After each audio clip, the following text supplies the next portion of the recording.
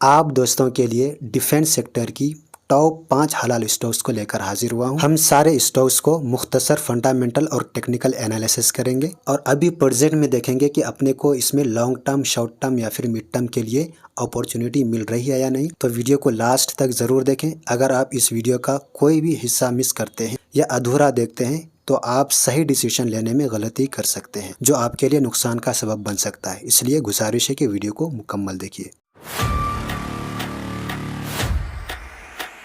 अपने इस लिस्ट की फर्स्ट कंपनी है जेन टेक्नोलॉजीज लिमिटेड। सबसे पहले हम इसका शरिया कंप्लाइंट ही चेक करेंगे, इसलिए कि डिफेंस सेक्टर से बिलोंग करने वाली कंपनीज जो है अक्सर नॉन शरिया कंप्लाइंट होती है, इसलिए हम सबसे पहले कंप्लाइंट ही चेक करेंगे। तो यहाँ पर देखें, ऊपर आपको शरिया कंप्लाइंट शो रहे होंगे, मतलब ये कि सारी चीज़ों में पास है। और इम्परमिसेबल इनकम थोड़ा सा ज़्यादा रिमूव करने होंगे और interest bearing debt almost debt free है इंटरेस्ट बियरिंग डेट के हिसाब से। और इलिक्विड एसेट भी अच्छी खासी है कंपनी के पास। तो इसका मतलब ये हुआ कि लॉन्ग टर्म के लिए एक अच्छा स्टॉक है। नॉन शरिया कंप्लाइंट होने के चांसेस बहुत ही कम है। कंपनी की बुनियाद 1996 में रखी गई थी। करंट इसका मार्केट कैप 16,000 करोड़ की है। इंडस्ट्री से महंगा है, पी रेशियो है, आरओसी और आरओई आपको बहुत ही हेल्दी नजर आ रहे होंगे। करेंटली 1795 रुपीज़ के आसपास ट्रेड कर। लेजिंग जीरो है, गुड साइन। इस साल का हाई और लो देख सकते, थोड़ी सी डिविडेंड पे करती है। फेस वैल्यू सिर्फ 1 का है। ऑलमोस्ट डेट फ्री कंपनी है। जून क्वार्टर से आपको यहाँ पर सारे चीज़ों में डिक्रीज नज़र आ रहे होंगे। इसका रीज़न हम यहाँ पर देखते हैं ग्राफ में। तो ये देखें कि ये यहाँ पर करेक्शन हुआ था, तो इस वजह से यहाँ पर आपको इसका ख़राब क्वार्टर्स नज़र आ रहे हैं, या फिर ऐसा बोल सकते हैं कि इसका क्वार्टर ख़राब होने की वजह से स्टॉक का प्राइस गिरा था। लेकिन ईयरली बेस पे 2020 के बाद से देखेंगे तो यहाँ पर आपको सेल्स में और बाकी के सारे जो प्रॉफिट्स है उसमें आपको बहुत ही ज़्यादा ग्रोथ नज़र आ रहे होंगे। बैलेंस शीट में ऑलमोस्ट डेट फ्री कंपनी है। थोड़ा सा इंक्रीज़ किया है, लेकिन अपने रिजर्व्स और मार्केट कैप के हिसाब से बहुत ही कम है। शेयर होल्डिंग पैटर्न में प्रोमोटर्स ने 2024 में रिलीज किया था, लेकिन यहाँ पर बाय करने वाले कौन थे? एफआईज थे। लेकिन अभी करेंटली देखेंगे तो बहुत ही ज़्यादा प्रॉफिट बुकिंग की है एफआईज ने।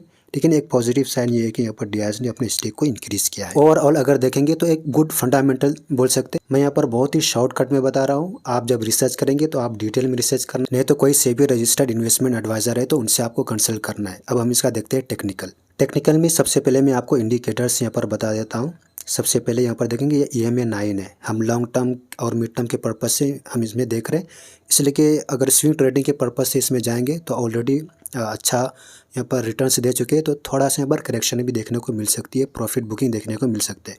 थोड़ा सा वीडियो बनाने में मैंने लेट कर दिया है, इसके लिए माजरत चाहता हूँ। दूसरा जो इंडिकेटर है वो है MACD का, तीसरा RSI है और चौथा ये CCI, और इसका सेक्टिंग जो है 60 और 9 है।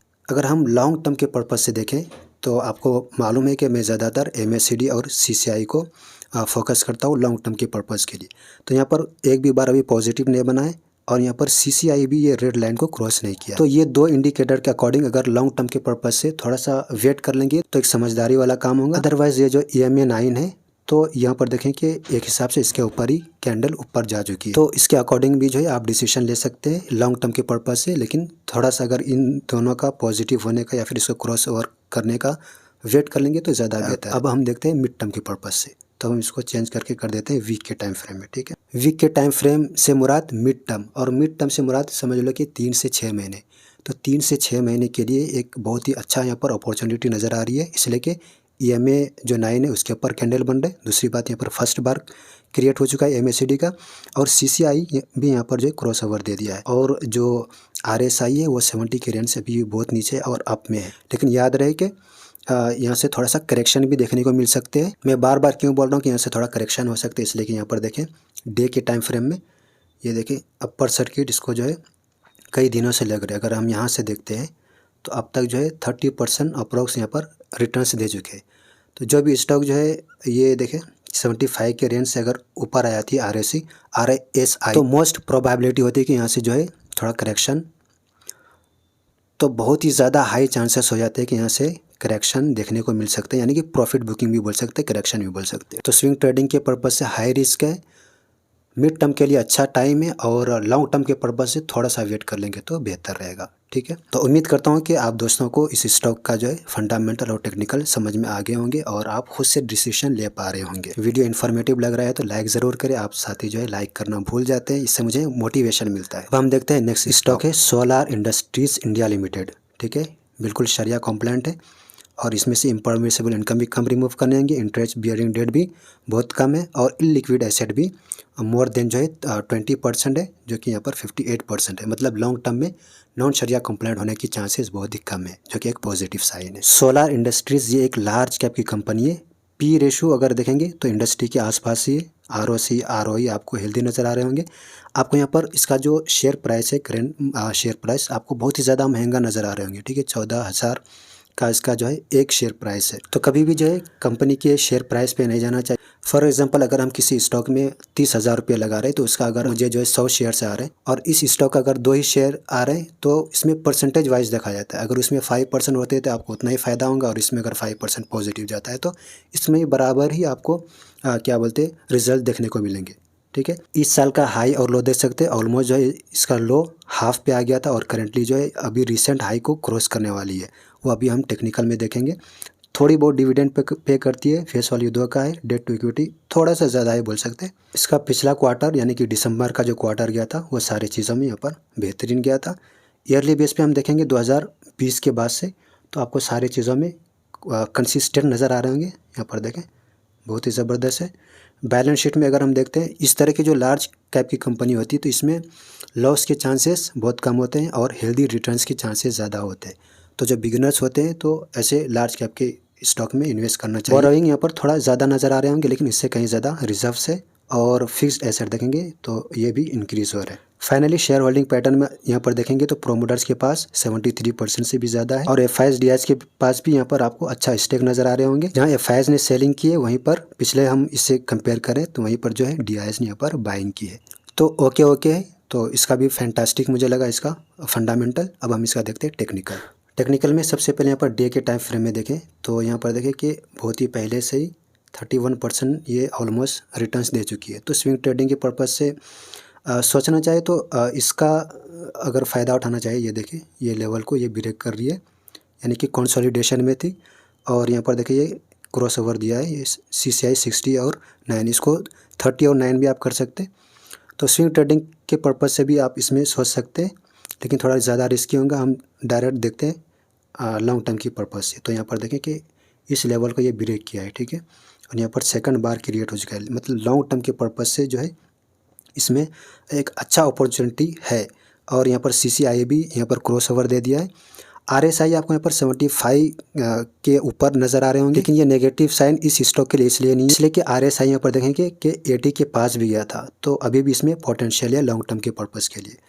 एक तो लॉन्ग टर्म हो गया। अब हम मिड टर्म में देख लेते हैं। तो मिड टर्म में ऑलरेडी बहुत ही ज़्यादा रिटर्न्स दे चुकी है, 50% से ज़्यादा दे चुकी है। दो इसमें अपॉर्चुनिटी है, एक लॉन्ग टर्म में यानी कि एक 1.5 से 3 साल के लिए, या फिर स्विंग ट्रेडिंग में। लेकिन मिड टर्म में आपको यहाँ पर थोड़ा मायूसी देखने को मिल सकती है, ठीक है। इसलिए कि सबका जो है अगर हम लॉन्ग टर्म के ज़्यादा लॉन्ग टर्म के पर्पज़ से किसी स्टॉक को बाय करते हैं तो उसका माइंडसेट अलग होता है, स्विंग का माइंडसेट अलग होता है, मिड टर्म का माइंडसेट अलग होता है ड्यूरेशन के हिसाब से, ठीक है।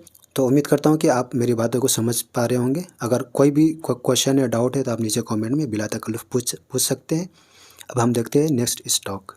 अपना नेक्स्ट है मिधानी या मिधानी इसको बोलते हैं, मिश्रा धातु निगम लिमिटेड।